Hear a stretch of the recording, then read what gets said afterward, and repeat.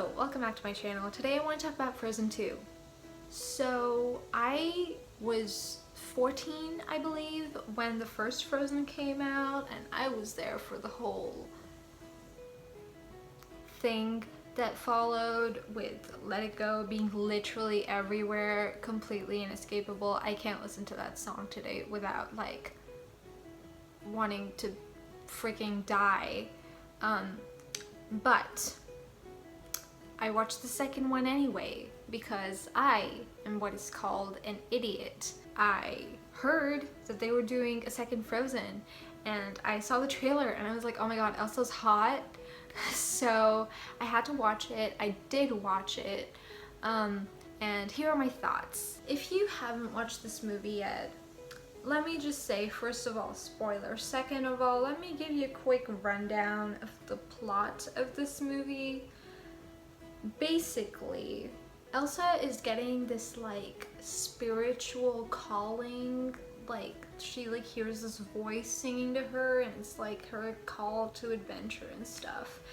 And basically Elsa, Anna, Olaf, Sven, their reindeer, and Kristoff end up going to this like magical forest or something that was like always blocked off, and they find this tribe of like people called the Northaldrins, and then also there are like spirits for like every element. Like there's this little salamander that's like the fire spirit and they meet him and like stuff like that. And basically what happens is that the world is like not in balance. Like the spirits are upset because of this event that happened a while ago in their world, where Elsa and Anna's paternal grandfather like provoked the Northaldrins into war by like killing their leader or something like that. And basically how it gets resolved is that Elsa becomes like the fifth spirit, or like takes her place as the fifth spirit, and also they break this dam that the people from Arendelle built in the forest that the Northaldrins live in. And that's the whole story. So listen, here's my problem. First of all, I'm gonna talk about the people in the forest who were like trapped there because the forest was like not letting anyone in apart from like when Elsa came, which are the Northaldrins and a bunch of soldiers from Arendelle. The thing about this is that the Northaldrins like lived in the forest like even before this happened, so they're just, you know, like still living in the forest, except now the forest is like trapped them inside the forest, like they can't leave, and there's just like magical mist that like covers the entire place, so like they can't see the sky and stuff, which is super sad because the sky is pretty as fuck. The soldiers from Arendelle, they like never put down any roots. They like never ended up befriending the Northaldrins or anything. And the timeline that we see, it's like Elsa and Anna's parents are kids, and now Elsa and Anna are like adults. It's like been like some amount of time since the first Frozen. I'm sure they said in the movie, but I definitely don't remember like what specific amount of time it's been. And none of the soldiers from Arendelle have like ever like talked to anyone in the Northaldrin tribe like at all, which I don't know, I just think that's weird because like they've been trapped in this like supernatural forest with them for like how long now, and like they never even talked to each other. They never like came to an understanding. They didn't like put down any roots. They didn't like settle down with them and their tribe. They're literally still wearing the same uniforms, and I'm like, I know this is a kids movie, but like put some thought into it, Disney. Maybe like kids aren't stupid. Like they'll get it. They'll be like, oh, like it's the same person from before. Like they have the same face. They don't have to be wearing the same clothes also. Like what have they been doing for like all this time? The Northaldrins clearly live there. Like they clearly get their like clothes and stuff from like somewhere, right? Like they make it themselves. Like why don't any of the soldiers from Arendelle like ever talk to them and like figure that out? That's just a nitpick, but it just like bothered me because I felt like I felt like when they did the reveal that like they've been fighting, they would have, you know, they would have been fighting, but in a way where they were like technically at a truce, just like really mean to each other or something like that. But no, they were just still like, hey, let's like go to battle, which I really didn't like. The humor in this movie was also just like not that great compared to the first one. One of the bits that was like kind of funny was when Olaf is like retelling the entire first movie basically, and like it's, I mean, Josh Gad is a great comedic actor, so like that's like all on him. I don't really think it was the script, I think it was more the delivery, but yeah, like that part was pretty funny, but the movie in general wasn't super hilarious. I'm gonna talk about the characters now, starting with Olaf. Olaf, literally, like, his only character trait in this movie is that now he's having an existential crisis that's ongoing for pretty much the entire movie, because he's like, I'm growing older and I'm like concerned with these like questions about the world, which wouldn't necessarily be a problem if it weren't treated like it was dumb, kind of. I need water. I got water.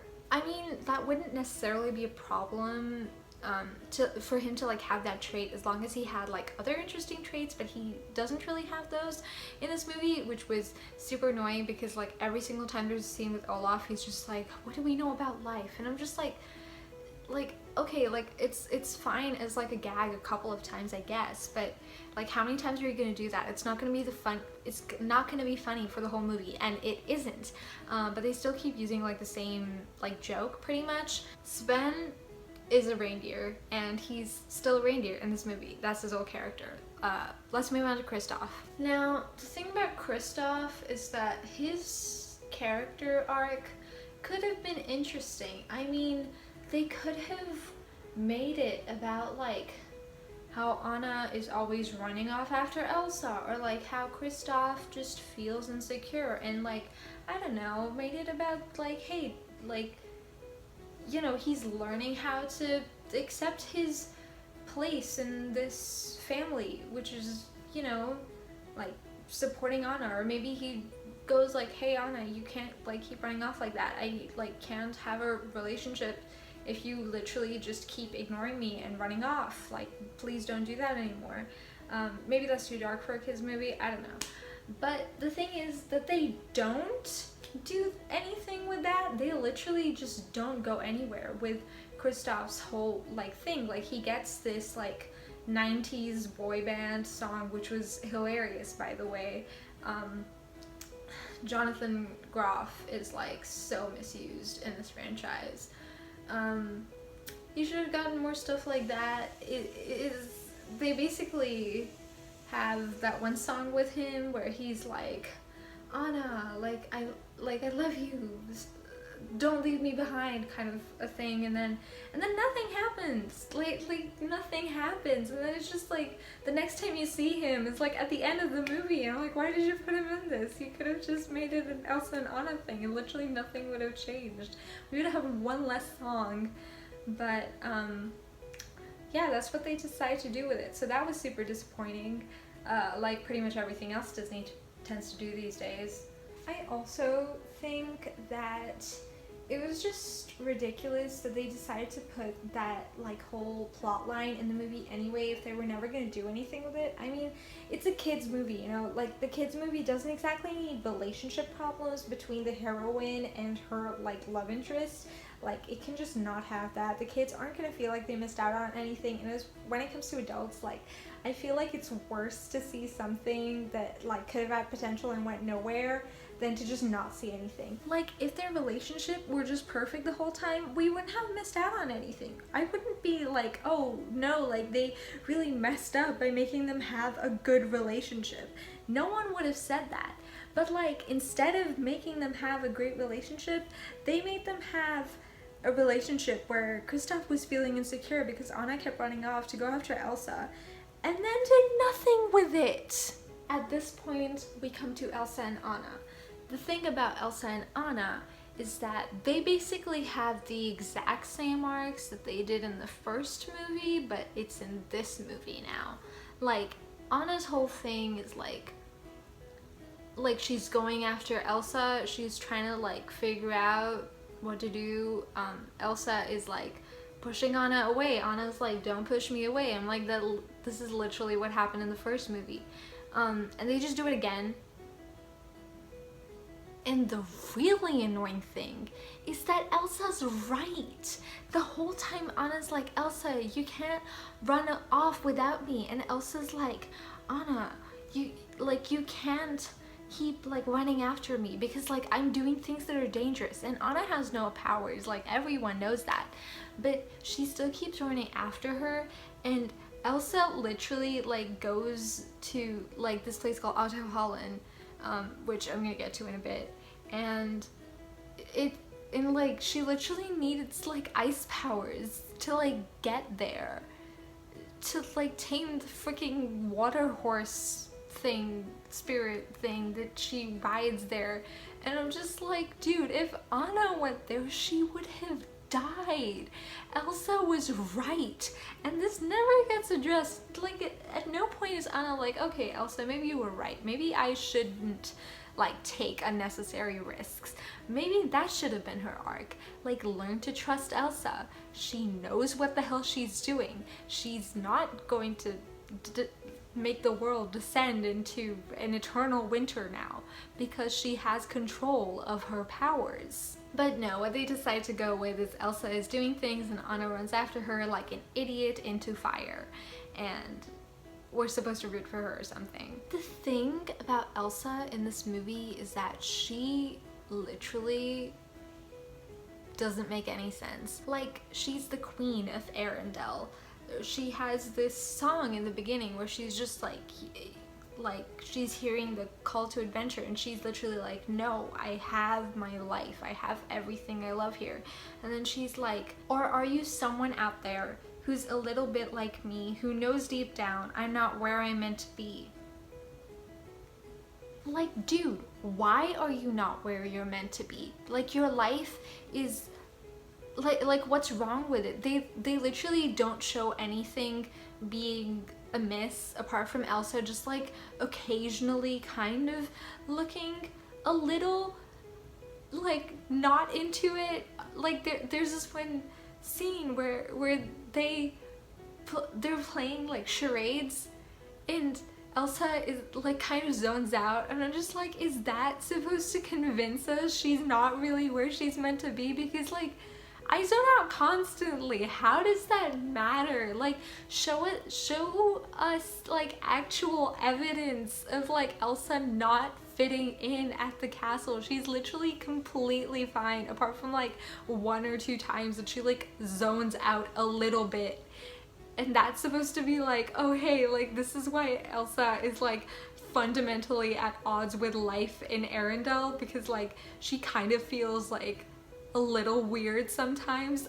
Everyone feels a little fucking weird sometimes. Another thing that I don't really get is that they have this, they have 4 spirits, right, for the 4 elements, and then there's a 5th like spirit that like ties all of them together. And what they did was they made Elsa the 5th spirit, but I feel like that doesn't really make sense because like one of the spirits is like of water, and like ice is just like a subset of water. So why does the 5th spirit only have control of like one of the elements when they should have control of like all the elements? Like, I thought they were gonna do an Avatar thing where it's just like, oh, like there are these 4 spirits, and then the 5th spirit can like control all of the elements, or can control like a 5th element, or like can do some other kind of magic where they like teleport, or I don't know, read your mind or something, or I don't know, something like that. But like they just made it like, oh, Elsa's the 5th spirit, which is first of all the most predictable like twist ever. It wasn't even a twist. I was literally just like, that's what you went with? You made Elsa the 5th spirit? like the only people that would actually be like, wow, we're the kids. Like no one who's not a kid would be remotely interested in that, because it's just so predictable and it's not interesting. It doesn't even make sense if you like consider the lore. Like there's this bit where one of the Northuldren girls is like telling Elsa that there's like always been a fifth spirit, and shows her this like drawing of like the four like elements, and then she's like, there in the middle there's like a fifth one also. So that means that, like, you know, these people have been trapped since before Elsa was born. Like that literally means that the fifth spirit has existed since before Elsa was born, but Elsa is the fifth spirit. Like how does that work? But like no one at Disney put any thought into this. They were literally just like, we're making a movie for kids, it doesn't matter if it makes any sense or not because they're all children. And then we watched it. The way that this movie decides to end is that it makes Elsa the like guardian of like the forest or something, which first of all, is that even needed? The forest already had the spirits, and like they must have been doing a fine job. The only reason the forest was even dangerous in the first place is that like the spirits themselves were like unhappy.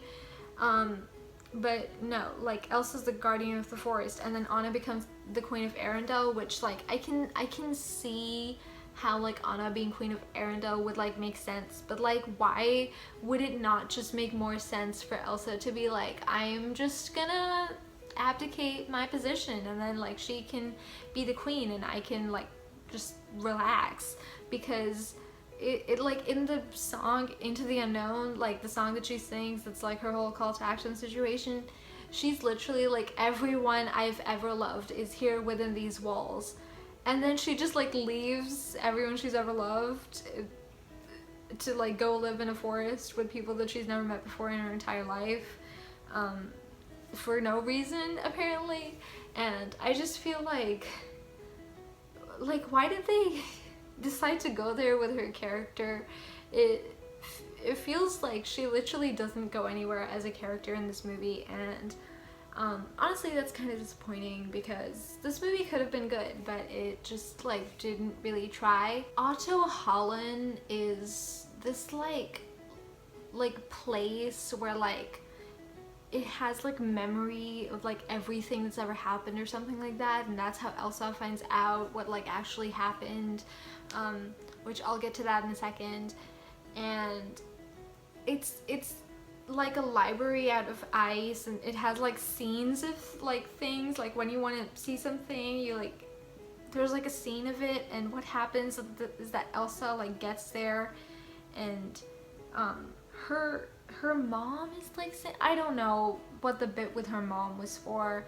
I think it was mostly to just be like, oh, this is like a connection that they have, but I don't really get what the point of that was. I don't know if it was supposed to be like her mom is like singing at her from the afterlife or something like that, or if Elsa was just hallucinating, or if like Otto Holland, the place, was like, I'm gonna show you your dead mom. I don't know. For a second I was like, they're gonna make her mom the fifth spirit, but then they made Elsa the fifth spirit, so I don't really get that. That was a thing that happened. And when Elsa like sees the true events that happened back in the day, that like everything like went wrong when the Northuldrens and Arendellians started fighting, she like sees it, and then she like gets frozen into this like, she like slowly starts to get frozen, and I'm just like what happened to the line from the first movie where she's like, the cold never bothered me? And if she's the fifth spirit, then like, and she literally has like ice powers, why can she be frozen in the first place anyway? So that didn't really make any sense. And she sends this like message out to Anna on her ice powers or something, and Anna like sees the like moment in time and like figures out what happened. Why did she have to like get frozen. Like, that doesn't make any sense, and it never gets explained. And like, I don't know, it just feels like such a dumb thing to put in, because like, as far as I could tell from the movie, there was no explanation for it. And I literally thought they were gonna go with like, oh, Otto Holland isn't actually a real place, like it's just a myth. So the point is, I don't really get Otto Holland. I don't really get the point of it. Yeah. Also, speaking of Otto Holland, the like transformation dress Elsa gets, because they were like, we did that in the first movie, we have to do it again. It's not that cool, actually. Like, she has like big sleeves, I guess, but like, you did it once, you know, you don't have to do the same thing in every movie. I feel like it's kind of, I've been watching Barbie movies, so it's kind of like in Fairytopia, where like in every Fairytopia movie, Elena gets like new wings, except like Fairytopia was actually good, and Frozen is not. Hot take. The thing that like actually made the spirits angry and the Arendelians and Northaldrins start fighting was like, so back in like many years ago, when Elsa and Anna's parents were like kids, their dad's dad was, their grandfather was like making was in some kind of like peace talks with the Northaldrins, and they put like a dam on this river to make a reservoir, as you do. And apparently it was so that they could like build Arendelle or something. What happened was that the grandfather of the girls killed the Northaldrin leader, who was like unarmed. And I think what Disney was trying to do was like make a statement on like violence against indigenous people, because the Northaldrins, like their design and stuff, you know, you can tell Disney, like, either, I don't know if they meant for them or not, but they do seem like they're supposed to be like a stand-in for indigenous people. My thing is like, they literally just, like, it was just like one event, and like everything gets solved immediately when the dam gets broken, which first of all, that's so reductive, and second of all, it's just like a weird portrayal. So there's that, and also the like timeline, I don't really know what they were supposed to be saying, but when Elsa and Anna's parents meet, like their dad is like the Prince of Arendelle and their mom is like this Northaldrin girl, and then they like each other and like eventually get married, obviously. And they're like a bunch of flashbacks and stuff where they're like playing in the forest with like the wind spirit, who's very creatively named Gale. What exactly was the timeline on that? When did their dad like actually leave with their mom? Because like the entire forest got covered in like this like mist thing from the spirits, and what happened to the grandfather, and like I don't actually know why breaking the dam made the spirits like fine again. Like what was it about the dam that made the spirits so upset? Like that, like all that stuff never gets explained. It's just like, oh, like this is what actually happened, and like it was like, oh, the Arendelians were the aggressors, and then it's like we broke the dam and now everything is like good again. But like why? And also like that if you know, in an actual situation where like these two parties have like been at war with each other pretty much for like all of these years, I don't know, like 30 years or something, like it would take more than one gesture of goodwill to stop it from like one of the parties, right? Like what I'm trying to say is, how does like breaking the dam answer for the Arendelians' crimes of like killing their leader? You know, like how are those two things related? They're just not related at all. That the movie makes it seem like they are. Basically, my point is that Disney is a bunch of cowards and they only do things for cash grabs. And I just really think this movie could have been a lot better, but it wasn't, because Disney just didn't really want to put enough effort into it to actually think through what they were writing. And I think that's a big issue with a lot of stuff that Disney does. They just don't really think about it, and they just do it because they know that people are gonna come watch their movies and like buy their stuff and watch their shows just because it's Disney and like they have the Disney name on it.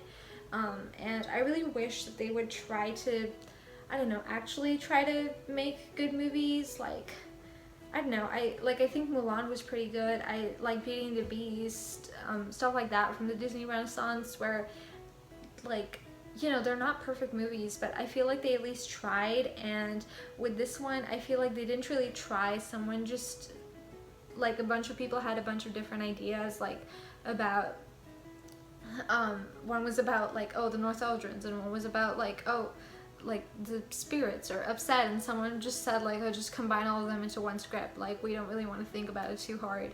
And I don't know, I think if they actually tried with it, it could have been a great movie. But as it was completely mediocre in every way possible.